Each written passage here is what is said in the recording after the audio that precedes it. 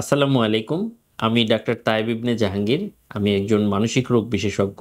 বর্তমানে সহকারী অধ্যাপক সাইকিয়াট্রি হিসেবে জাতীয় মানসিক স্বাস্থ্য ইনস্টিটিউটে কর্মরত আছি। এছাড়া আমি প্র্যাকটিস করছি ধানমন্ডি পপুলারে।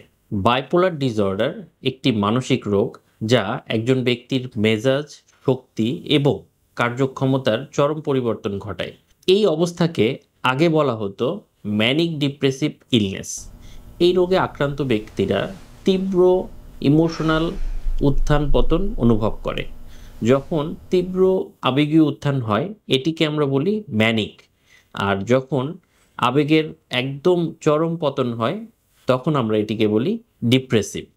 বাইপোলার সাধারণত কয়েক ধরনের হতে পারে, যেমন বাইপোলার 1, বাইপোলার 2। বাইপোলার 1-এর ক্ষেত্রে একজন ব্যক্তির কমপক্ষে একটি ম্যানিক এপিসোড থাকে যা তীব্র এবং বিপজ্জনক হতে পারে। ম্যানিক পর্বের আগে বা পরে কখনো কখনো হাইপোম্যানিক বা বড় ডিপ্রেসিভ পর্বও থাকতে পারে।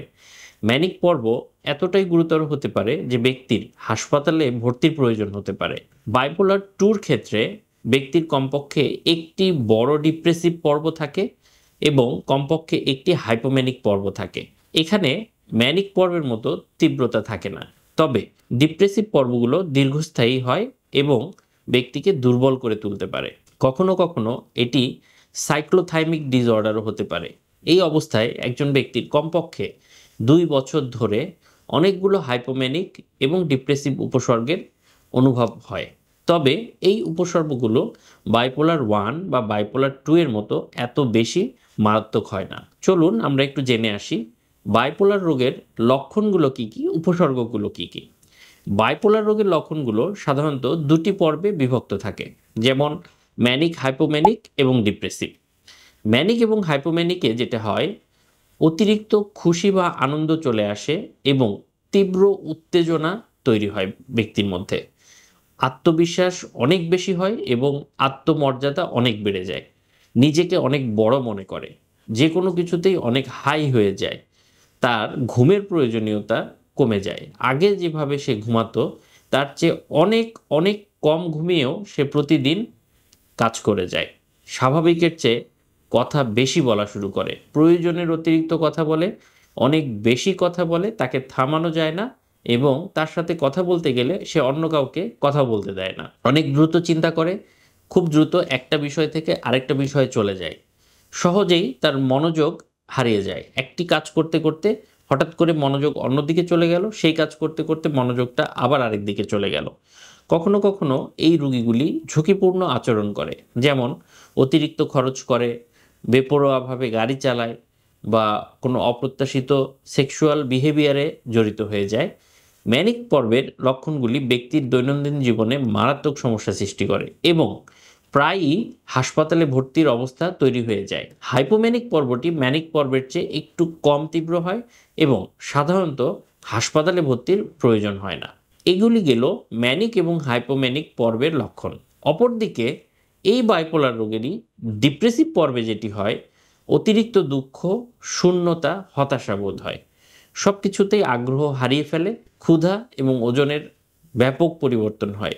ঘুমের সমস্যা হয়, হয় ঘুম অনেক বেশি হয় অথবা ঘুম একেবারেই কম হয়। শারীরিক শক্তি কমে যায়, ব্যক্তি খুবই অলস বোধ করে, নিজেকে মূল্যহীন মনে করে এবং মনে করে যে সে অনেক পাপ করে ফেলেছে, অনেক অপরাধ করে ফেলেছে। মনোযোগ দিতে বা সিদ্ধান্ত নিতে তার অসুবিধা হয়। কখনো কখনো মৃত্যু বা আত্মহত্যার চিন্তাও করে। বাইপোলার ডিসঅর্ডারের সঠিক কারণ কিন্তু এখনো পুরোপুরি জানা যায়নি, তবে গবেষকরা বিশ্বাস করেন যে কয়েকটি বিষয় এর জন্য দায়ী হতে পারে, যেমন জেনেটিক্যাল কারণ। পরিবারের যদি কারো বাইপোলার ডিসঅর্ডার থাকে তাহলে এই রোগ হওয়ার ঝুঁকি বেড়ে যায়। একজন ব্যক্তির পরিবারে যেমন ডায়াবেটিস থাকলে তার হওয়ার ঝুঁকি থাকে, একইভাবে বাইপোলার রোগও যদি তার পরিবারে কারো থাকে সেক্ষেত্রে তার কিন্তু বাইপোলার রোগ হওয়ার সম্ভাবনা বা ঝুঁকি বেশি থাকে। মস্তিষ্কের গঠন এবং যে কার্যকারিতা, বিভিন্ন নিউরোট্রান্সমিটার মস্তিষ্কে কাজ করে এবং তাদের বিভিন্ন পরিবর্তনের কারণে এই রোগটা হতে পারে। এছাড়া পরিবেশগত কারণ, যেমন তীব্র মানসিক চাপ, আঘাতমূলক ঘটনা, শারীরিক অসুস্থতা, এসব কারণেও এই বাইপোলার রোগ শুরু হতে পারে। রোগ নির্ণয়ের জন্য অবশ্যই একজন মানসিক রোগ বিশেষজ্ঞ রোগীর লক্ষণগুলি পর্যালোচনা করেন, তার রোগের ইতিহাস নেন এবং পারিবারিক ইতিহাস পর্যালোচনার মাধ্যমে বাইপোলার রোগটি নির্ণয় করে থাকেন। এর চিকিৎসায় সাধারণত অনেক কিছু ব্যবহার করা হয়, যেমন ওষুধ ব্যবহার করা হয়, মুড স্টেবিলাইজার জাতীয় ওষুধ দেওয়া হয়, অ্যান্টিসাইকোটিক জাতীয় ওষুধ দেওয়া হয় এবং কখনো কখনো প্রয়োজন হলে অ্যান্টিডিপ্রেসেন্ট জাতীয় ওষুধ দিতে হতে পারে। সঠিক ওষুধ এবং এর মাত্রা নির্ধারণের জন্য ধৈর্য দরকার, সময়ও প্রয়োজন হতে পারে। পাশাপাশি আমরা কিন্তু সাইকোথেরাপি বা কাউন্সেলিং করতে পারি, যেখানে cognitive behaviour therapy, family focus therapy, interpersonal and social rhythm থেরাপির একটি ভালো ভূমিকা আছে এবং এই থেরাপিগুলি রোগীদের অবস্থা অনুযায়ী দিতে হয়, তাদের অবস্থা পরিচালনা করতে এবং পুনরায় অসুস্থ হওয়ার ঝুঁকি কমাতে সাহায্য করে। জীবনযাত্রায় পরিবর্তন ঘটাতে হয় বাইপোলার রোগীদের, যেমন নিয়মিত ঘুম খুবই গুরুত্বপূর্ণ, স্বাস্থ্যকর খাদ্যাভ্যাস, নিয়মিত ব্যায়াম করা, মানসিক চাপ কমানোর কৌশলগুলো প্র্যাকটিস করতে হবে, তাহলে রোগের লক্ষণগুলি আস্তে আস্তে চলে যাবে এবং এটি নিয়ন্ত্রণে থাকতে সাহায্য করবে। বাইপোলার একটি দীর্ঘমেয়াদী অবস্থা, যার জন্য সঠিক চিকিৎসা এবং ব্যবস্থাপনার প্রয়োজন। সঠিক চিকিৎসার মাধ্যমে আক্রান্ত ব্যক্তিরা একটি সুস্থ এবং স্বাভাবিক জীবনযাপন করতে পারেন। আপনার বা আপনার পরিচিত কারো মধ্যে এই রোগের লক্ষণ দেখা দিলে দ্রুত একজন মানসিক রোগ বিশেষজ্ঞের সাথে যোগাযোগ করুন। ধৈর্য ধরে শোনার জন্য আপনাদের অনেক ধন্যবাদ। আগামীতে আবারও কোনো গুরুত্বপূর্ণ টপিকে আমরা ভিডিও নিয়ে আসব।